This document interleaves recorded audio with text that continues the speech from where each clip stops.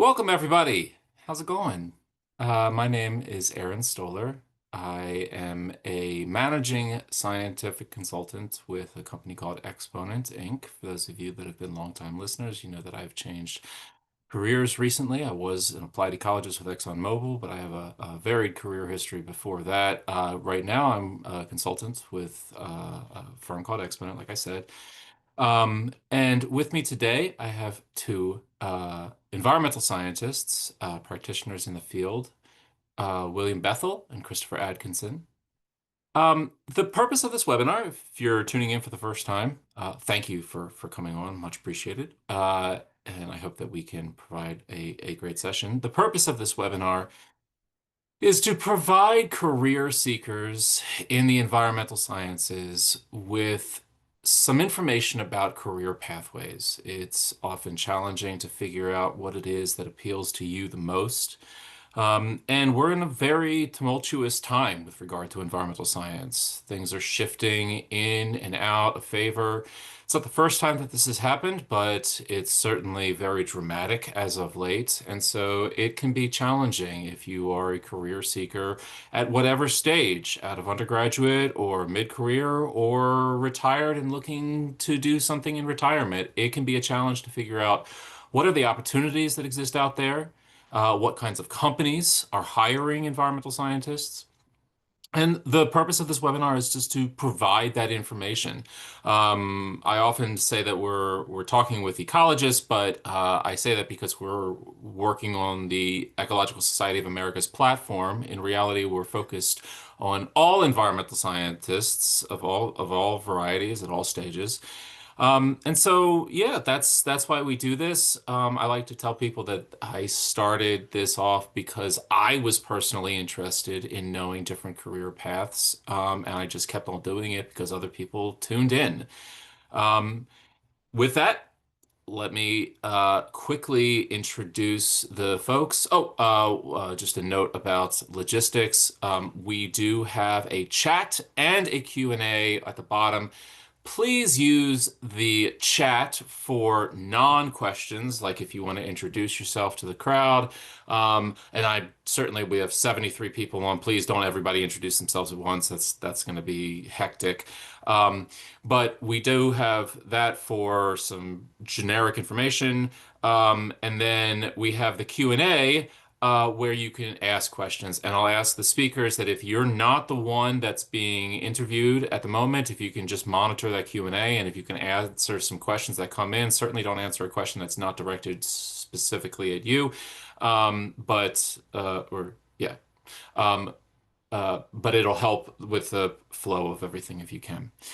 Um, and I think we've changed the settings on this one so everyone can see the Q&A, so there's no repeat, and you can kind of interact with each other and maybe provide some answers on your own.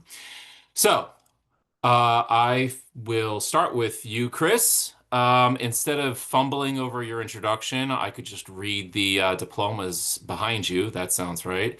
Or I could have you tell us about who you are. Just start off telling us what your position is, who you're working with, and then if you could give us kind of an introduction to how you got here from undergraduate. Don't start from preschool, that's going to take us too long and no one cares. But if you can start from college and then kind of move your way to where you are now, that would be great. Absolutely. Yeah. Thank you, Aaron, for inviting me on this. First of all, excited to be here talking with you and William, and thank you everyone for your time. Um, as Aaron mentioned, my name is Chris. I'm an environmental scientist with a consulting firm called Geosyntec Consultants. I live in Salt Lake City, Utah, but I work across the United States, Canada, and parts of Mexico as well. And I've been working in the environmental sciences field for 5 years, post-master's graduate studies now. So very healthy mid-career professional is what I consider myself. My academic background is ecohydrology, biogeochemistry, and statistics. But in practice, in my consulting firm, I'm more of a generalist. I do both terrestrial and aquatic ecology with a focus on restoration, ecosystem health, and again, statistics. So how I got here, I bounced across the board quite a lot. I did my undergraduate at University of Texas, San Antonio in environmental science with a minor in statistics. and then a master's degree in ecosystem science and management from Texas A&M University. In that time, though, I had probably 6 different internships, varying from federal to state and local levels, doing everything from water quality sampling and macroinvertebrate and fish surveys to working at a nuclear facility in the southern United States. So touched a lot of terrestrial aquatic. I've done desktop engineering as well as true field studies, and kind of everything in between. So I'm excited to talk a little bit more about that with you all today. Well, I'd certainly love to hear a little bit more about the nuclear. Of course. Yeah, of course. Can you tell us a little bit more about what that was about? What did you do for Sure. that? Yeah, so I that position was with the Savannah River National Laboratory in South Carolina. And I got that position through the DOE apprenticeship program through my last semester of undergrad. So it was kind of weird. I am certainly not an engineer by any means, but they had me looking at soil and groundwater contamination underneath the site and running models with this sophisticated model called GoldSim to look at how different daughter products of the radionuclides would transform in soil and groundwater based on the chemistry and what level of intervention would be needed to protect human health as well as groundwater and the environment. So kind of came in through a statistics and biogeochemistry standpoint, and then applied that in more of an engineering scenario. Okay. So just for the reference of everybody, and also because I was typing and trying to get your LinkedIn profile, but what would you classify yourself as, again, based upon your undergraduate training, and what would you classify yourself as now? I just want to do that, reiterate that, one, because I think I forgot, I missed it, but also second, because a lot of people are going to resonate with that, like what they started off as doing is not what they ended up doing. So just reiterate that for the audience. Yeah, I consider myself an environmental scientist. I do a lot of chemistry and statistics, but in practice, I also get to handle a lot of animals and do a lot of wildlife studies too. Yeah, so I think that you might be a poster child for somebody who has had a lot of different interests, a lot of different skills that you've obtained in a very short period of time. Um, I think that a lot of students think that, oh, well, we're going to learn the school skills that we need in college, and then we're going to apply them outside of college. And it's kind of a linear pathway. Can you speak to like all of the different things that you've worked on? And now at Geosyntec, I'm sure that you're working on quite a large number of things as well. Yeah, that's a great question. So it's been extremely non-linear, a lot of back and forth, a lot of like siloed experiences, some things that I haven't touched. Starting off with your first comment there, I'd say, you learn kind of the foundation and some of the basics in school. A few more skills in grad school, like learning how to write scientifically. I do a lot of field instrumentation, so I learned how to like program data loggers and clean data in grad school, stuff like that. But other than that, a lot of the on-the-job stuff has been learned with my company in the last 5 years or so. So I came to the table ready to learn, had about half the skills I needed, and then I learned the rest on the job with my current company. And that was the expectation during the interview. They definitely don't expect you to like come in and day one be able to like run a company. You're going to start off, entry level, and that expectation is there to have kind of entry level skills and knowledge. So I'm going to guess that you're not paid enough to be running the company at the moment. So Yeah, not yet. I need maybe a few more degrees for that, maybe. But certifications, degrees. yeah, right. The question that we get asked a lot here is because you mentioned like, oh, you're gonna need some more training or some more degrees. Yeah. So certifications that you get on the job, like at what point do you stop trying to take classes, and at what point do you just go after like certifications here and there to improve yourself? That's a good question. I don't think I'm at that point yet. I haven't stopped trying to get new things. My company does not have a very large ecological side to it, so I get to kind of lead that and expand our skill sets, which is fun. And so, for instance, a new one I'm working on next year is becoming a certified arborist. Mm. Uh, I feel like probably most ecologists who have done any forestry work have a basic understanding of ecosystem health, can like look at a tree and be like, that's probably dying. But to get the professional certification and use it in the professional licensing is kind of a different story. Um, yeah, I don't know if you ever stop learning. At a point, you probably become too expensive to get more certifications, but it's never too late to switch paths, try something new. Um, Yeah. one of my professors in graduate school, she was in her maybe late 60s, early 70s. She led a full life as a banker before she decided to go and get into environmental engineering. So she got her PhD in her 50s and then became a professor and is now doing like incredible research. So Hmm. um, yeah, I don't think it's ever too late as long as you're interested and curious and it meets your needs financially, then I think you can kind of do whatever you need. Yeah. I like to say you have to learn a little bit of everything and then a lot of some things, and you kind Yeah. of figure out what it is that you need to learn as you need those topics, right? There's nothing that you need to prepare yourself. But if you could go back to college and if you could take one class, this is like the what album could you take on a desert island thing. If you could go back to college and take one class, do you think that you know what class you might take?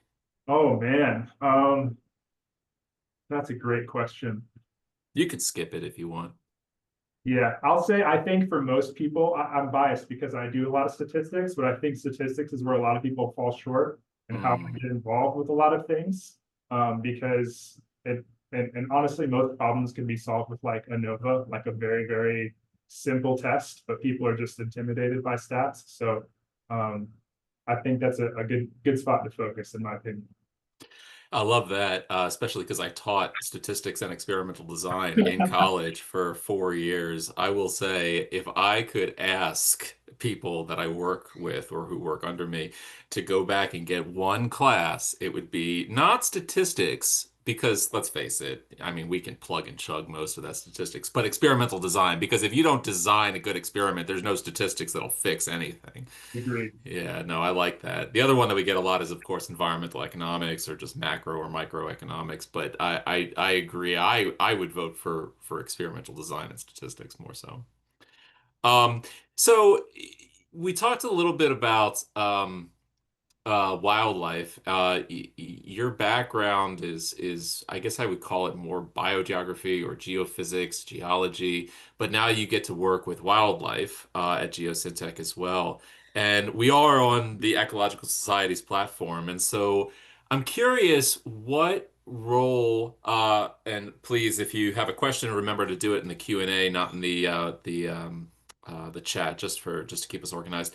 Um, what role is there at major consulting companies like Geosyntec for the more traditional ecology and wildlife? Like, can you talk about the generics of the projects that are requesting that? What kinds of projects and what product solutions do your clients want from an ecological understanding? Absolutely. So from a general standpoint, I think in the private sector, a lot of developers come to consulting firms looking for help with wetland delineations and permitting, threatened endangered species surveys and permitting, stuff like that. Basically, they understand that we have to comply with um, national policies in the United States that protect wetlands, threatened endangered species, stuff like that. So a lot of it comes out in that sense. Those are kind of like plug and chug type stuff. There's a lot of desktop resources. You should go out to the field, do a survey, and look for wetlands and species, and then kind of write it up. That's quick. That's easy. Almost everybody does that. Some of the things that I do that are a little bit different include site-specific, like management studies, stressor analyses for individual species of interest or general like communities, as well as just management plans across the board. So for instance, a new project coming online soon for me, there is a lake in Alaska that has been disconnected from part of its river. There's a big dam in the way. And the company that runs the dam is not planning on removing the dam, but they do want to reconnect the river to the lake and restore fish passage and stuff like that. So on the wildlife side, I'm on that project to help with understanding some of the ecosystem dynamics, predator-prey models, some of the habitat suitability for where a passage project might work. And then we're also doing some restoration on part of it as well. keeping in mind that the dam is going to stay for hydropower and other recreational stuff, but they really care about the fish. They're important. So stuff like that. That's great. So to hear you doing proactive restoration for clients, that's really cool. This is more my own question, I guess, but I hope others find it interesting. Where do you see proactive restoration like that heading over the next few years? Like, is there going to be more of it, less of it? I think in general more. It's tough to say. Maybe not the next 2 to 3 years, but in general, long-term 10-year trend. I'd say restoration is on the up and up. Our science is getting better. More people are interested in it, and it feels more accessible than it did like a decade ago, even when I was in school. Why do Um, you say that? well, I think it's more public now, right? Like social media has gotten a lot better, so it's easier to publicize stuff like that. Um, some of the reporting tools and regulatory triggers for it have changed as well. And some of the triggers that make you need restoration on impact projects has gotten smaller. So it used to be usually an acre of impacts requires mitigation or restoration. Now it's a tenth of an acre. So That's federal. that's federal, yeah. Okay, In some states, it's even less. right. So that's one important trigger for sure. Um, and now it's also like covered in a lot of college classes now that I never saw before. Like at the ESA conference this summer, I think I met 3 or 4 different professors that teach restoration-based courses in school. And that just wasn't the case, a while back. So, yeah. That's interesting. Um, yeah, so I I'm particularly looking at potential policies that reduce the definition of wetland. We're on the precipice, I think, of scaling back what is required, and so it's good to hear you say that because I too also am doing proactive restoration work. And I keep kind of want to keep on doing it. I really like it. And I do find that a lot of companies, regardless of what is, fluctuating in and out of favor at the federal level, they're really concerned with making sure that they're doing right by the environment and protecting the resources. Um, so without talking broadly about what Geosyntec does, because that's not really the topic here, I guess I'm questioning why your decision to become a consultant over other careers that you could have had. I mean, academia, nonprofit. Why consulting? That's a fantastic question. It's kind of two-tiered. So I'll start with how I got into it in the first place. And it was primarily practical. I finished grad school in 2020 during the pandemic. And staying in academia seemed tough because everything was transitioning online. My academic advisor actually left the university I was at, so that just wasn't really a good option. And honestly, I was just applying to jobs anywhere. Anyone who would take me across the entire United States, I was ready to move at a moment's notice. But not international. You were focused on the United States. Just United States, yes. I Okay. don't know if I'm personally ready to move internationally quite yet, but at least at the time, that's what we were looking at. Was there a particular reason? Because we have an international audience, and so I just want to ask that. Was there a reason to stay in the U.S. other than you are from the U.S. and you wanted to stay within the boundaries of the country, or was there a reason not to go international? No real reason, just inexperience living abroad. Okay. And I'm from the United States, so Okay. felt safe. And just general the world didn't know what was going on. So I was graduating, trying to find anyone who would pay me. And And so consulting versus other positions, you landed in consulting. correct. Retrospectively, pros and cons. I have stayed for a variety different reasons. As I mentioned, I've turned more into a generalist. After coming out of grad school, I was very hyper focused on terrestrial carbon ecology and water cycling, which I still do in my role and I enjoy very much.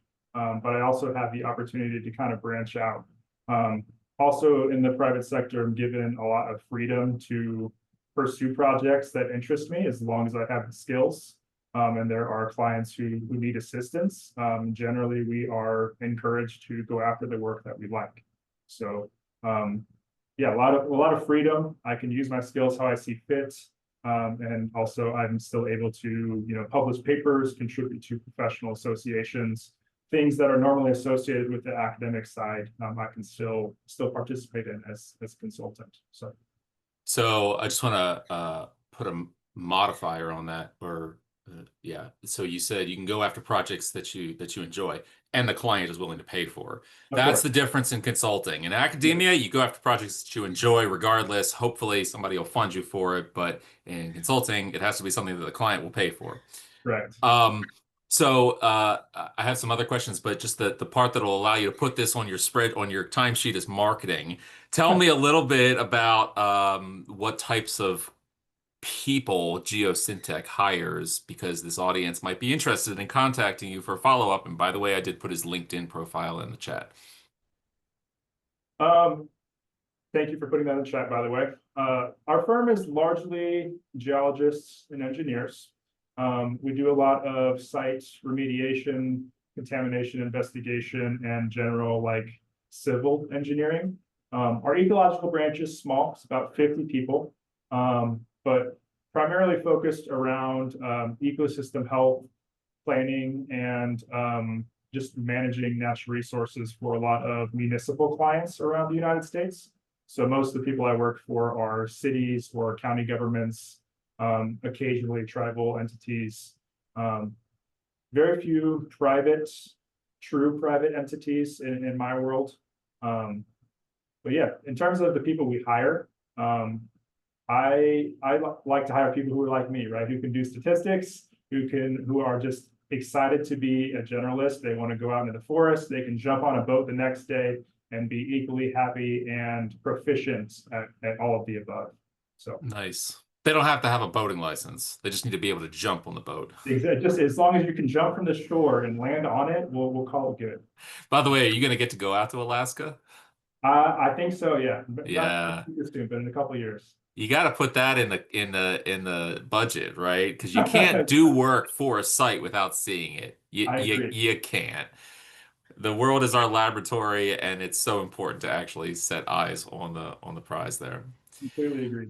Um, so you and I met at the Ecological Society of America meeting. We had a great conversation that I honestly I can't remember a dang thing because we had so much to drink, or I had so much to drink that night and was going all over the place for our private and public ecologist section mixer. Which, by the way, we're going to do that again in Salt Lake City in 2026.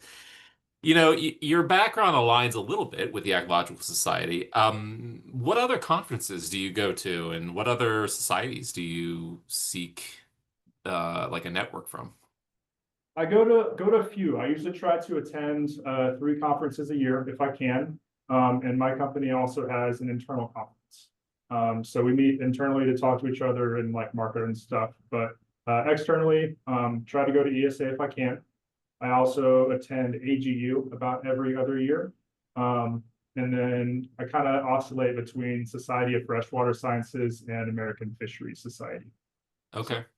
and yeah, those ones are obviously more aquatic based. But at AGU and ESA, I tend to do more terrestrial stuff, but it changes from year to year. So I think AGU, I've never been to an AGU, and I'm like scared because it's so big. And I mean everybody says like it's fine, you'll find your niche and it feels small once you find your niche, but ESA is already big enough for me. Like AGU is 5 or 6 times the size. I'm just like terrified. But SFS, the Society for Freshwater Science, and I don't know, Chris, I don't know how old you are, but I know it back when it was NABS, National North Amer what is it? North American Bethological Society, right? And nobody knew what benthology was, and we had to explain it. right. But the Society for Freshwater Science is a lot of fun. It's not so much for like consulting. I haven't seen a huge consulting presence there, but it is fun for like anybody who's interested in academic ecology. Yeah.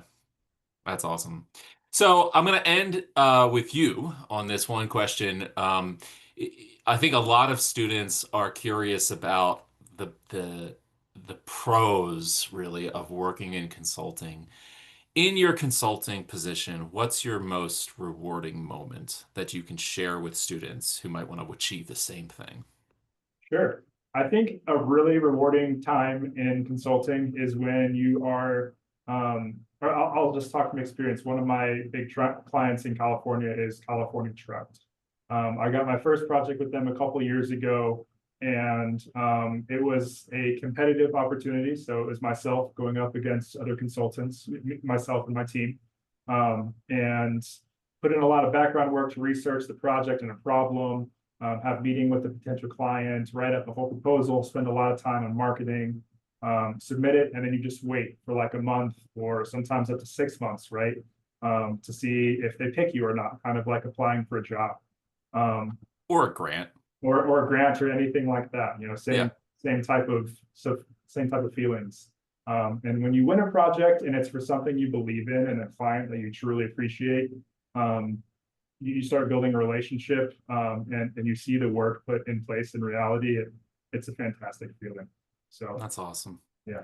And I'll just preface this, or say that some consulting groups work with nonprofits and governments and municipalities, and others work mainly with private entities. My company works primarily with private entities. It sounds like your company works primarily with um, some nonprofits, a lot of government agencies, tribal entities. And you can, as a job seeker, you can pick and choose which consulting groups you want. Once you land in a consulting group, you really have to abide by their client base unless your supervisor tells you, yeah, we want to seek out these other groups. But so if I guess if you're interested in working with government, municipality, tribal, nonprofit, et cetera, Geosyntec sounds like a great place to be. And there's other companies similarly aligned. Is that a fair assessment of the field? Yeah, I can completely agree. And it's company specific. So not all firms are the same by any means. Yeah. Hey, Chris, thank you so much for that. We're gonna break to let Sandra tell us a few things about ESA. And while we're doing that, there's a few questions that are still unanswered in the Q&A. Looks like we've got some great input. Thank you so much to everybody who's asked a question. It really does help to make this a little bit more familiar between everybody. And guess what, guys? We're up to 80 participants, which is fantastic. And by the way, this whole thing will be recorded and put up on ESA's YouTube page later on. Keep me on your feed for LinkedIn for notifications of that. Sandra, take it away. Ah, thanks, Aaron. Thanks, William and Chris. Hi, everyone. I'm Sandra Del Rio, Professional Programs Coordinator with the Ecological Society of America. Thanks for joining us today for the third episode of the second season of Exploring Career Opportunities in Ecology. We will have one more of these this year, which will be a special session with ESA's Executive Director, Kathy O'Riordan. You can register for them in ESA's webinars page. I'll be sharing all the links in the chat soon. Sorry, it's like multitasking. And you will also have access to the recordings of past webinars right there in the same page. I also want to share some valuable professional development opportunities that are now available that you can register for. We have drawing as a teaching tool in ecology in the classroom, lab, and field, and that will be in December, just in a couple of weeks. And we have a workshop series on future-proofing your science career with workshops that are all about your professional brand. And you can register for all three as a bundle or individually. And I'd like to mention, speaking of credentials, Aaron, you were asking Chris about this. ESA has a professional ecologist certification program. So this program has been around for over 40 years, and you do not have to be an ESA member to get certified. And you can learn more about this program at esa.org/certification, or feel free to email us at cert@esa.org with any questions. The call for proposals for ESA's 2026 annual meeting is open, and we are accepting proposals for workshops, field trips, Career Central sessions, special sessions, and short courses until December 4. We also have an open call for nominations for ESA awards, fellows, and early career fellows, and that's now open until November 20th. This is a great opportunity to celebrate your peers, so consider nominating someone. Additionally, ESA membership is open for 2026, in addition to new sections and a new chapter for folks in the Rocky Mountains. We are happy to share that we have now 2 student memberships. Our regular student membership is now a graduate student membership for $40, and we now have an undergraduate membership for just $25 for the year. And students members enjoy all the same access and discount benefits as regular members, especially for career events like our professional development program and events like the series I was mentioning a moment ago on future-proofing your science career. And I also want to mention other career resources available through ESA. The ESA Career Center, powered by Wiley, allows you to post resumes and search for job opportunities. There's also the Ecolog L listserv for job postings, and you can also access ESA's online communities. You just need a basic web account, and jobs are posted there as well. And now I'll be sharing the links in the chat, and thank you for your attention, and I hope you find this opportunities valuable. Thanks, Sandra. Really appreciate it. I'll throw in a few extra notes like I usually do here. First of all, Ecolog listserv is great for ecology related jobs and other environmental science related jobs. It is becoming more prevalent to see consulting, non-academic jobs on there. There's other sites that you can go to. Certainly LinkedIn and Indeed is really useful for finding jobs, especially from companies like Geosyntec or Exponent. But also, if you're interested in more wildlife stuff, Texas A&M's job board. I'm not paid by ESA, so I can say these things. Texas A&M job board is also really good for finding some wildlife-related jobs. I will also say that the annual meeting is well worth attending. I just saw these new rates. That's less than the cost of a tank of gas, $25. That's absurd. That's so inexpensive. Which is great because it costs money to actually get to the conference and stay there and everything. So I am really glad to see those low rates for undergraduates and graduate students. It's a great place really to meet and greet people. You don't have to present. You can just come and network and listen to others present. Of course, ESA is always happy to have you do a poster or a talk, but it is also just a great place to connect with people. It is a society that I have been a part of since I was in undergraduate, and it is really welcoming and opening to a lot of different people, really to everyone. It's a zero tolerance to any kind of intolerance, and it's a really great open meeting for everyone. So I will transition over to William. William, do you go by Bill or William? Any derivative of William except for Bill, honestly. Any Will, derivative except for Willie, Bill. Bill's my grandpa, was my grandpa. Okay. Well, then we'll go with William just to play it safe there. Let me pin you for the audience. So, William, your career is a little bit unique. I haven't had the opportunity to talk with somebody who works exclusively for a tribal group before, if I interpret your career description correctly. So I am so pleased to have you on this talk because I'm going to learn something new about a different type of job.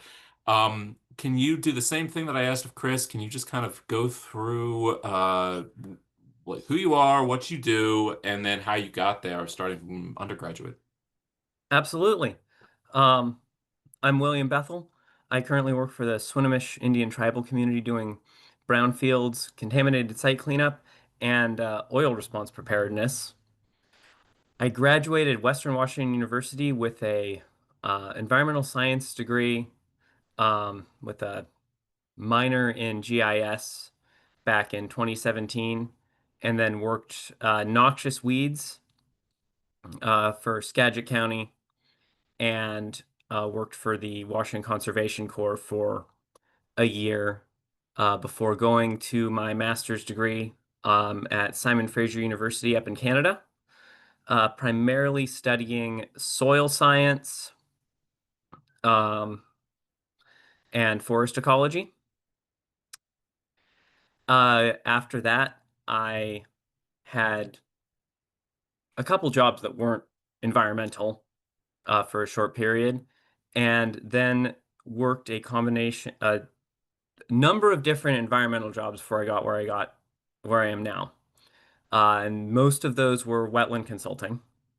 But the one that landed me the job I'm in now was actually working at a refinery as a hazardous waste manager, kind of managing any spills, disposal of hazardous waste, making sure people aren't being stupid with oil or more dangerous things, and understanding how do we clean those up as best we can.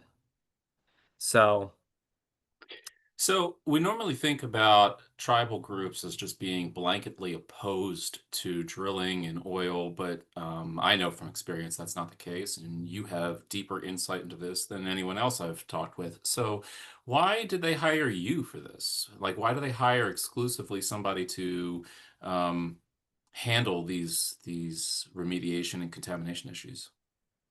there are contaminated and brownfield sites all over. That's not a refinery specific issue. We have sites with lead contamination.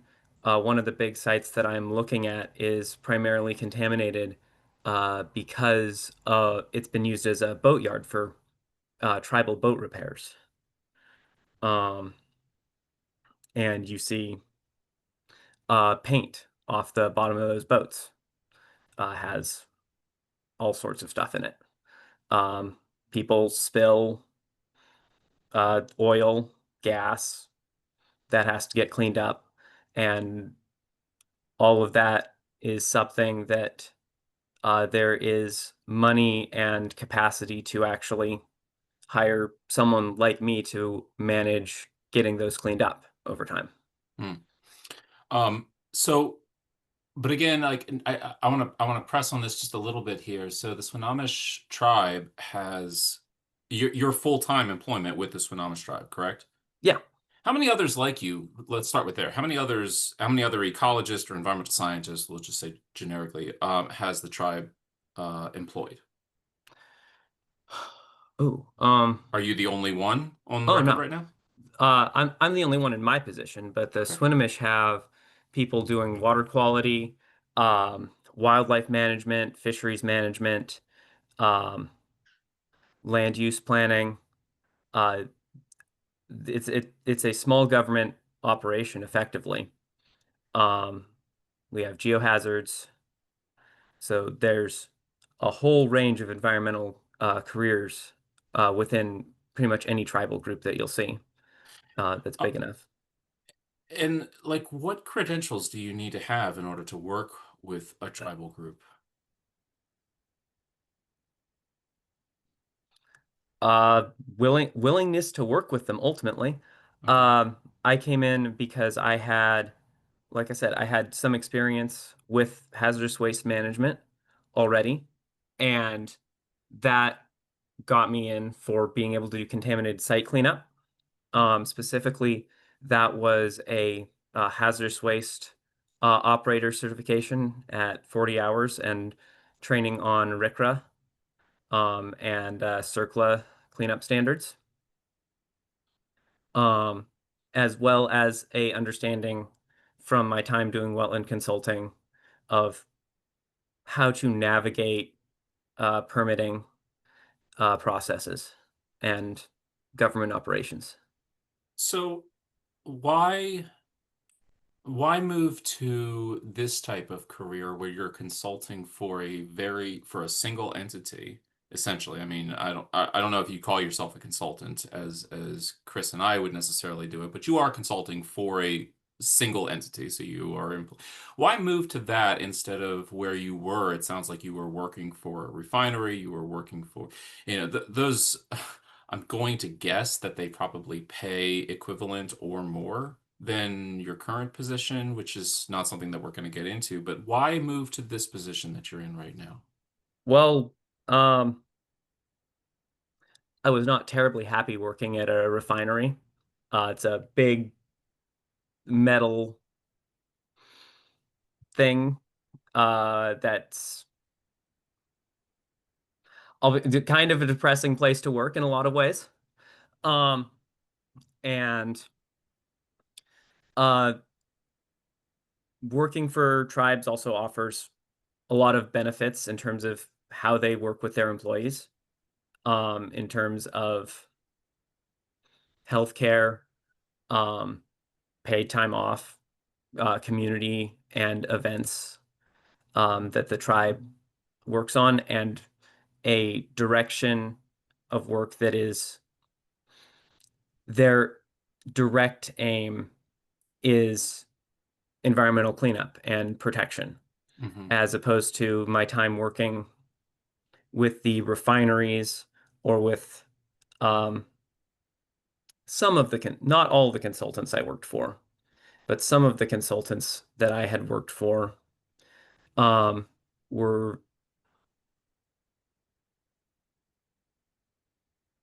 very profit oriented Hmm. and less oriented towards actually doing environmental cleanup and protection and Okay. such. You, If you were very trying to be very politically correct with that. Um, I'll put a modifier in there. I think that most of the consultants that I've ever worked with or talked to really have it in them to do incredibly well by the environment. I don't know anybody that hates the environment. I've never met anybody like that in my profession, which is great. But I do think that when you are working for a consulting group, there is pressure to actually make money for the consulting agency themselves. Not that you would ever see all of that money, but there is pressure to do that. Whereas it sounds like in your position, you have less of that pressure and you're much more aligned with helping the community at, I won't say whatever costs because the money is limited, but there's a give and take with the tribal government. And so that leads me to my next question. In your position, what's your interaction with the tribal government? so, I make the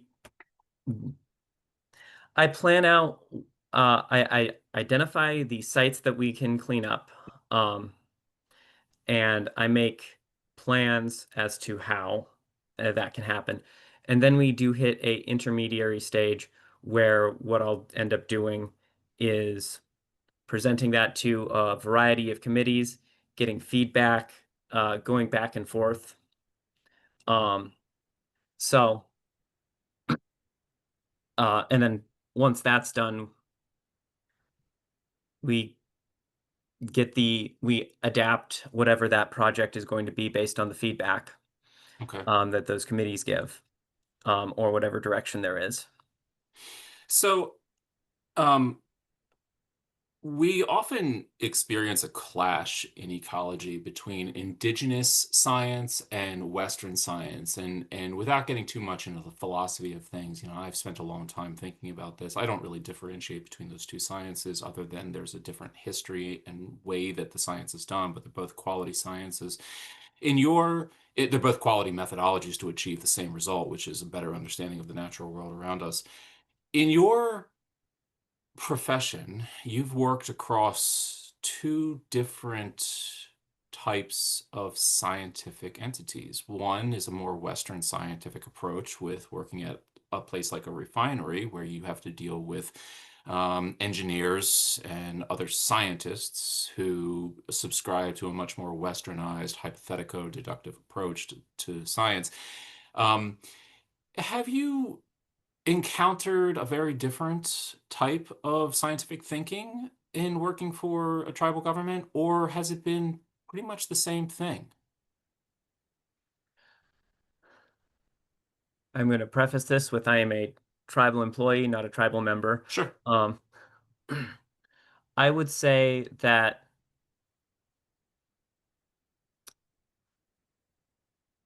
primarily, um, the experience Hang on, is let's change this question a bit fair enough. just to protect employers, just to protect everybody here.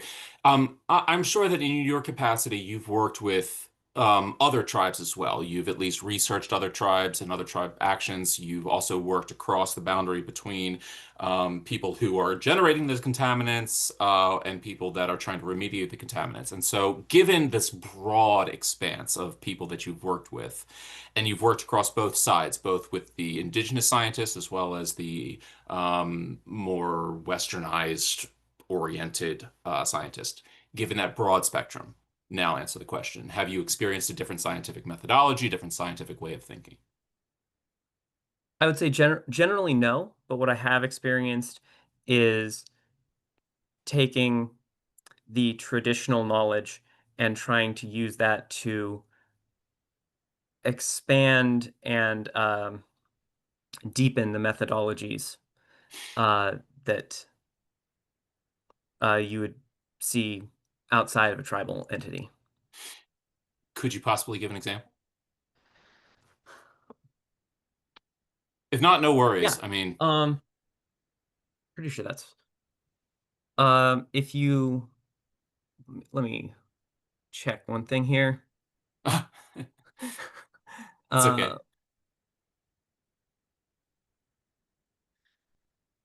uh While you're doing that, I'll give a my own example from it. I had the opportunity to oh, good. Okay. discuss climate change with an elder.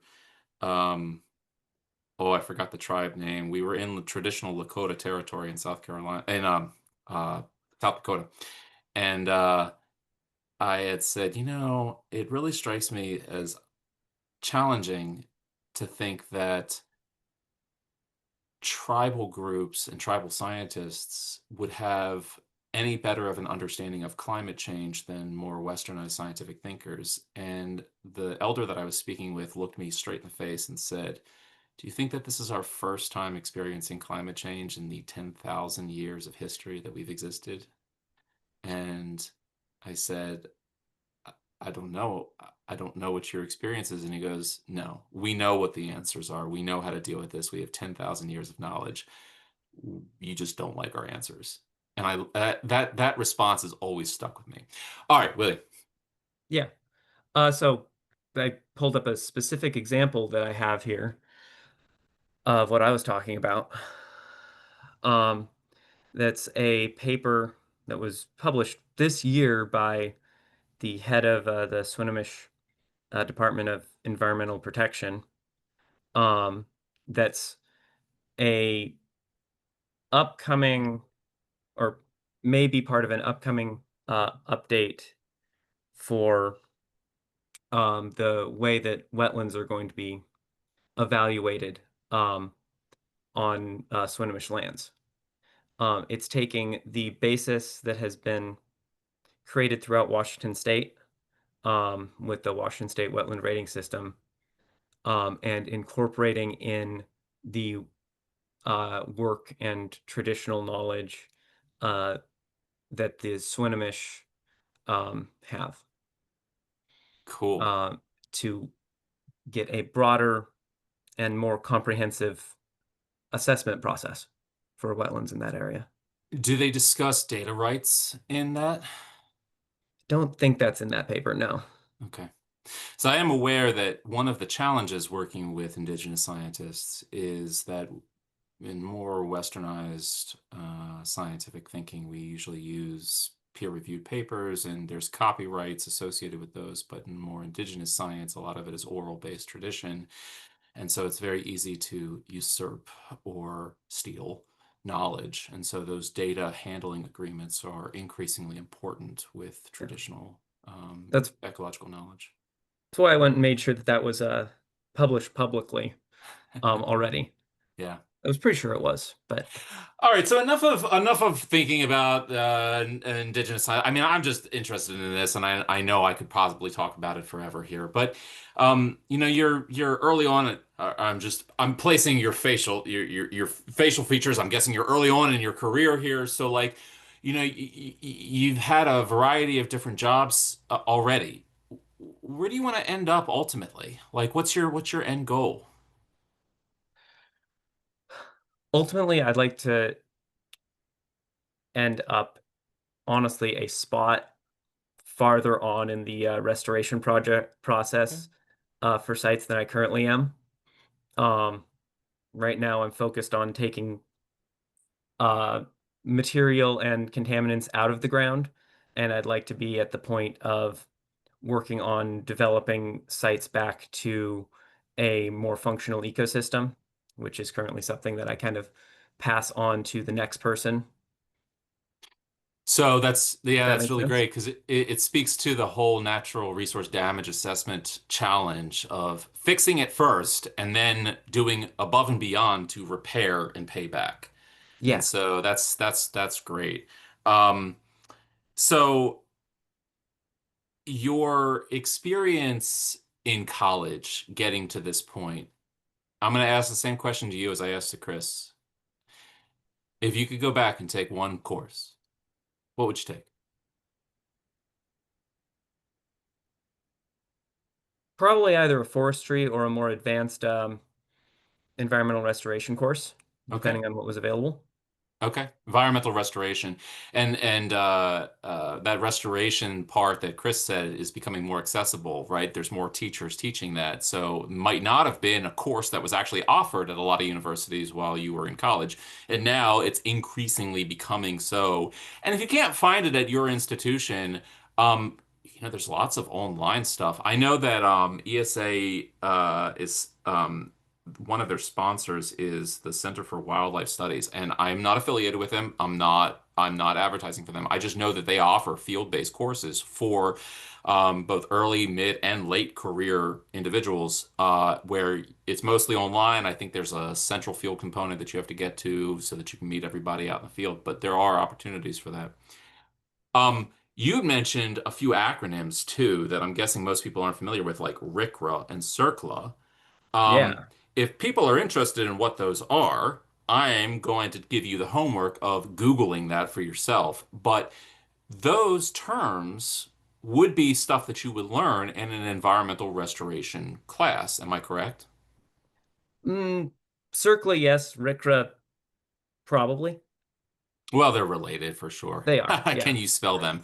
Yes, Rick, Ruh, Circla. Yep. Essential things for everyone to know if you go into the field of environmental restoration. You at least have to know what they stand for and what they get. But the laws are always changing, so it's really helpful to stay abreast of that. Same question to that I asked of Chris. Your most rewarding moment in your career so far?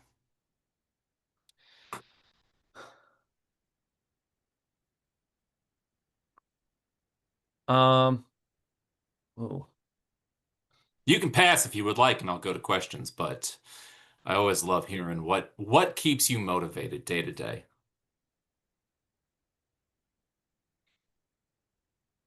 I really like it's actually kind of from my time doing wetland consulting. I really like driving by all the sites that I did evaluations and wrote mitigation plans for and seeing all of those still growing. Yeah, that's really awesome. I make a point of occasionally driving out and seeing what I've done in the past. That's really important. I can say to a few sites, same thing. Um, same thing. I love going out there and I love seeing the progress. It keeps me motivated. I agree with that wholeheartedly. I was just at a site where it started with nothing, bare ground, and now the trees are 10 feet tall. And I am just so excited for that, and it keeps me going. The last few minutes that we have, Chris and William, I'm going to go ahead and unpin you here. I'm going to go through the questions. Um,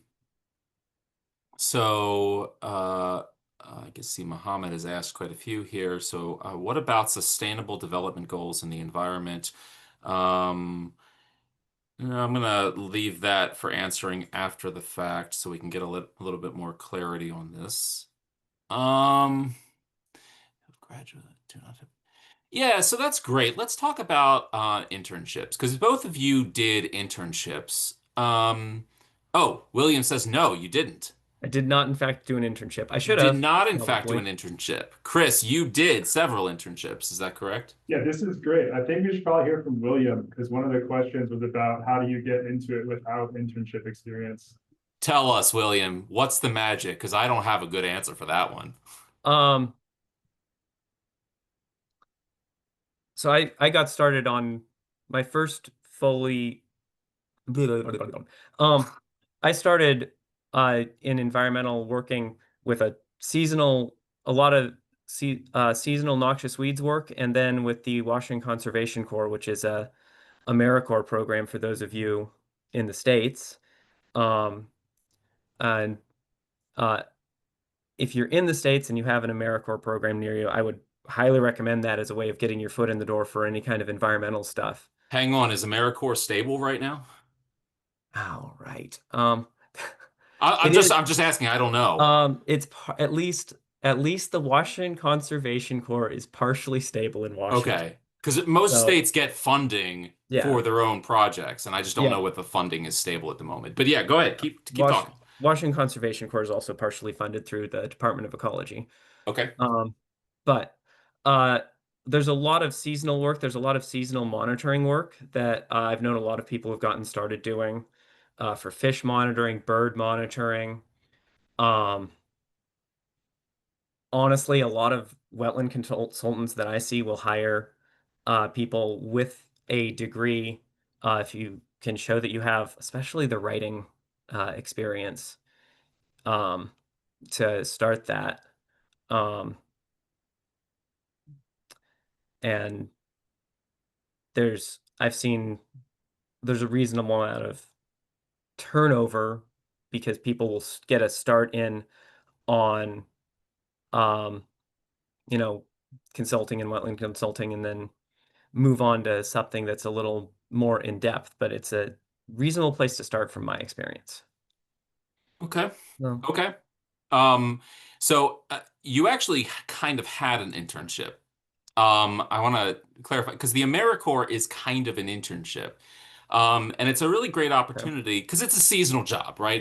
Most of those are seasonal jobs. They're not full time. And so those seasonal jobs, if you want to get a full-time job after you graduate, undergraduate, then if you haven't had internships, in my experience, you've got a problem. But if you're okay with those seasonal jobs after undergraduate, if you're okay kind of piecing together those full-time but seasonal jobs, right, then that's okay. That's perfect. But you're probably in my experience, it's rare to find a full-time, what I call big boy job, right after undergraduate that is year round. Is that a fair assessment, William, or am Yeah, I that off? is. Okay. Yeah. We had one other question, and I want to address it just a little bit here from Elibert, the economics question. This environmental economics, I see it as just a popular topic through and through. It's unfortunate in some ways that it's become such a prevalent because I would love to be able to separate environment from economics, but that's not the reality of a free market society. Chris, do you have any thought on where environmental economics can be inserted into consulting groups like Geosyntec? I do, and I've done some environmental economics for a few projects actually.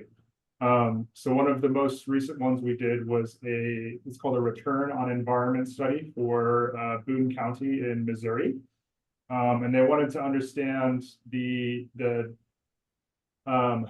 like hard and soft benefits of just houses around open spaces and rivers, and if they were to restore rivers or invest in nutrient management, how would that impact home values, quality of living, morale with the people in the area, stuff like that. So that's one way. We've also done based off of like table values, like if we restore how many acres of wetland, what is the economic benefit of that? And we've used that type of stuff in some of our reports as well. So a little bit of kind of crafting our own economic analysis and doing both money as well as like social benefits. And then also just like some straight up dollar value per acre type plug and show stuff. So That's great. Thanks for that. So we're out of time. There are other questions. I will send them out to Chris and William after this is over, and we will hopefully get you back a Word document with all of those questions within a week, maybe 2 weeks. Be patient, please. We all have day jobs. Um, but thank you to both of our speakers, and thank you to Sandra for moderating, and thank you to everybody for asking such insightful questions. We've had so many good questions on this, more so than usual. That's great.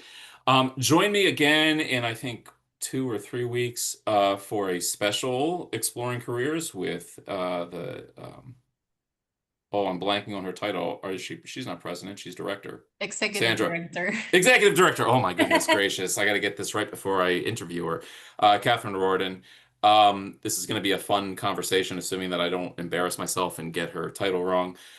So look out for LinkedIn posts on there. All of our attendees, I put up their, all of our speakers, I put up their LinkedIn profiles on the chat. Please feel free to reach out to them.